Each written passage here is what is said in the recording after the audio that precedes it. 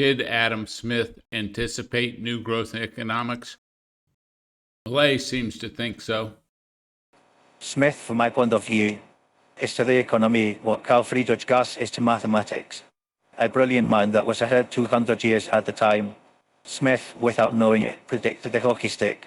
However, the hockey stick in economic theory implies the existence of increasing performance at scale.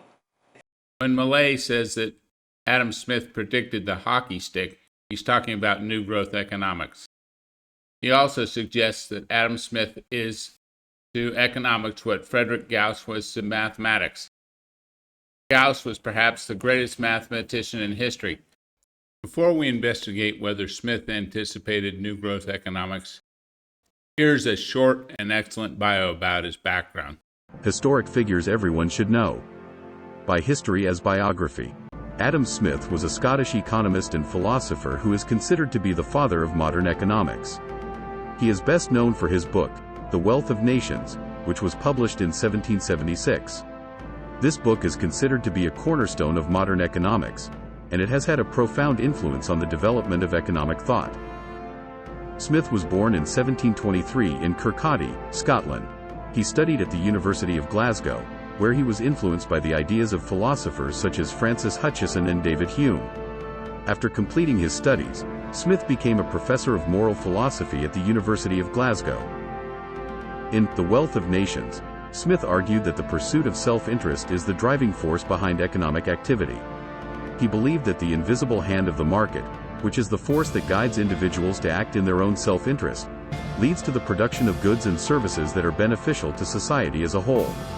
Smith believed that competition in the market leads to greater efficiency and innovation, and he argued that government intervention in the economy should be minimal. Smith also believed in the importance of free trade, and he argued that countries should not protect their domestic industries through tariffs and other trade barriers. Instead, he believed that countries should specialize in the production of goods and services in which they have a comparative advantage, and trade with other countries to obtain goods and services that they cannot produce efficiently themselves. In addition to his work on economics, Smith also made important contributions to the fields of moral philosophy and political theory. In his book, The Theory of Moral Sentiments, he argued that humans are naturally inclined to be sympathetic and empathetic, and that this sense of moral sentiment is the basis for human social interactions. Smith's ideas have had a lasting impact on the world of economics, and his work is still widely studied and debated today. His ideas about the role of the market and the pursuit of self-interest continue to shape economic policy and debate, and his concept of the invisible hand has become a central tenet of modern economics. So Adam Smith was friends with David Hume, and he was influenced by Francis Hutcheson. He wrote a book called The Theory of Moral Sentiments, which means he was part of the Scottish Enlightenment, which, by the way, I would not say was part of the Enlightenment at all. I would say it was an anti-Enlightenment, anti-reason movement. Because of this anti-Enlightenment, anti-reason philosophy, it makes me very suspicious of Adam Smith. However, I could say the same thing and even worse of Thomas Malthus, yet he stumbled upon a very important scientific discovery. I think the first thing we need to look at to determine whether Smith anticipated new growth economics is to determine whether he agreed with the Malthusian trap or something similar, such as the iron law of wages. Before I begin, I think I should point out that The Wealth of Nations is almost 800 pages. It's very tedious reading. Smith almost never makes a definitive statement or makes a rule. Thus, people who've read Wealth of Nations often come to different conclusions. I think this is because Smith believes emotions are the main epistemological tool, not reason, so making definitive statements or conclusions is inconsistent. But I did find this quote that sounds very similar to Malthus. Quote, "Every species of animals naturally multiplies in proportion to the means of their subsistence, with no species can ever multiply beyond it.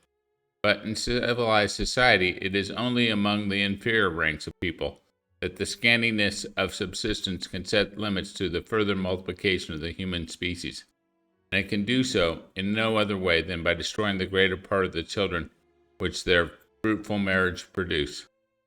So I think a fair interpretation of this passage is to suggest that the Malthusian trap does apply to at least the poorest part of society. Smith follows this up with this rather strange statement.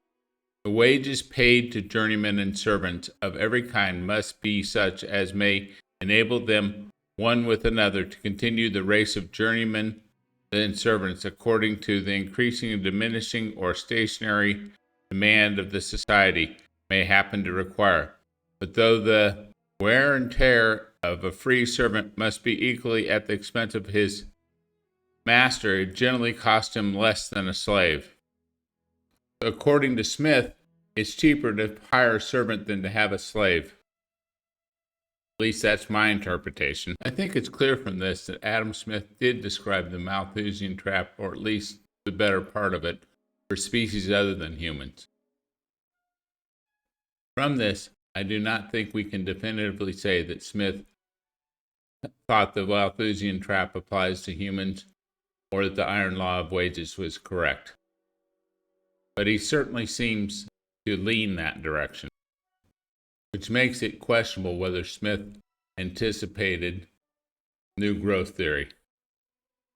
New growth theory makes it clear that per capita increases in wealth are due to the result of increasing levels of technology. And the only way to increase the level of technology is to create new inventions, such as the light bulb, electricity, railroads, cars, trains, the internal combustion engine. These are what make us wealthier on a per capita basis.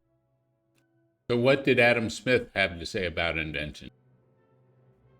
I investigated every time Adam Smith mentioned invention or inventions in Wealth of Nations. There were 48 instances, and here are the pages that are relevant to New Growth Economics. As I said before, Smith never makes a definitive statement or comes up with a rule of economics. He gives lots and lots of examples, and I think if you look at all these, you cannot conclude that he anticipated new growth economics. I believe that Milei has read into Adam Smith, like many people, what he wanted to see. One of the most definitive statements that Smith makes about inventions he makes on page 13 says the invention of all those machines by which labor is so much facilitated and abridged seems to have originally owing to the division of labor. Really? Newton's reflecting telescope, Watt's steam engine, the microprocessor, these were the result of the division of labor? Smith mentions 3 reasons why the division of labor increases productivity. The first one is that it increases the dexterity of the workman on a particular task. The second one is it saves time in moving the work through. Third one is inventions. Why are inventions part of division of labor? I don't know, except that Smith somehow believes inventions are the result of division of labor. And I would say division of labor is more of a management technique than an economic principle. Today, management techniques emphasize cross-training more than specialization to increase productivity. Smith also does not seem to exalt inventing. He in fact seems to imply that it's mainly done by lowly workmen who just are bored on their job. I've seen this theme repeated by other economists and thinkers. Smith seems to make this point in this story when he's talking about the fact that in the first steam engines, a boy was employed to open and shut the valve between the boiler and the cylinder. The boy figured out that by tying a string between the valve and another part of the machine, it would open and close automatically. And this was a great improvement in steam engines. But instead of celebrating this ingenuity, Smith acts like it's no big deal. Demonstrating his inconsistency, Smith also points out that many inventions are made by philosophers or men of speculation or in the trade of building specialized machines, and that these men employ great ingenuity and skill to come up with their inventions. Smith remarks, slaves, however, are very seldom inventive. and all the most important improvements, either in machinery or in the arrangement and distribution of work, which facilitate and abridge labor, have been discoveries of the freemen. I find this a very odd statement. Smith appears to approve of patents and copyrights.